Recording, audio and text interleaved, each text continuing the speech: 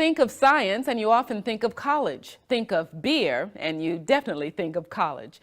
But science and beer together, it's called Pint of Science. It brings researchers and the public together in local bars where, over a beer or two, the scientists explain their work in plain English. It's an international project of which USF is part. Mark Schreiner has our story. For 3 nights every May, neighborhood bars all over the world are invaded by scientific researchers and people interested in their latest discoveries. It's called Pint of Science, and it's about putting scientists in touch with the public in a casual, friendly place. I think if you had a lecture setting with somebody standing at a podium and an audience of people who weren't familiar with the subject, I think they'd be a lot more daunted if they had to ask questions. Whereas in this situation, it's just like, oh yeah, I'm hanging out with my friends, except my friend happens to be an amazing scientist doing this very clever research.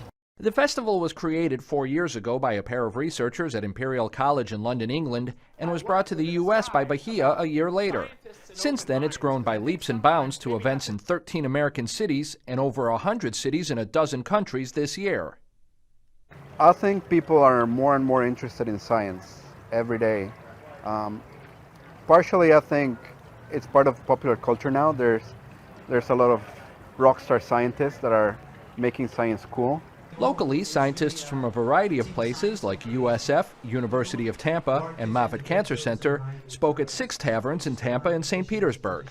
We stopped by Ybor City and the New World Brewery to catch Moffitt mathematical oncologist Sandy Anderson and USF chemistry professor Brian Space speak. Space says he likes to use simple concepts to help audiences understand his research into material and computational science. Basically, how atoms get together to make, well, everything. For example, I like to play cards. And one of the things I'll start the talk off with is showing how there's 10 to the 58th different ways, one with 58 zeros, different ways to arrange a single deck of cards. These are the playing cards of chemistry. We can combine these different elements to make different compounds.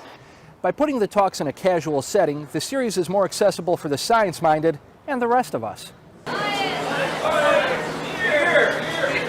Okay, that's what I wanted. I wanted a little debate. Science over here, a little beer over here. I don't know. Bow ties telling me beer. I thought I would have got science, totally. There's probably, I would say, maybe half our audience are already in some science-related field. But at the same time, you do have a lot of people who are not related to it in any way. People like a grandmother who attended one event and approached Bahia afterwards. She said, you know, I never went to college. I would never have understood this stuff when it was taught to me at school. But as a result of this one particular speaker, I now feel like I could go home to my grandchildren and tell them about immunology. So this was our target audience, and this was who we were really doing it for. And for both the speakers and the organizers, it's about helping people rediscover that joy of learning. But we can lose that because people think of science as maybe an unpleasant experience in school or the product of science, which is also called science. But science is really a way of understanding and reaching out for new knowledge in the world. And that process can be fun and joyous. So you should be aware of what's possible now and what's not possible now. So if someone is telling you magical cures for made-up diseases, science is a good way to help you be discerning about decisions that you make in life, about the food that you're going to eat, about the shows that you're going to watch, about the technology that you're going to buy.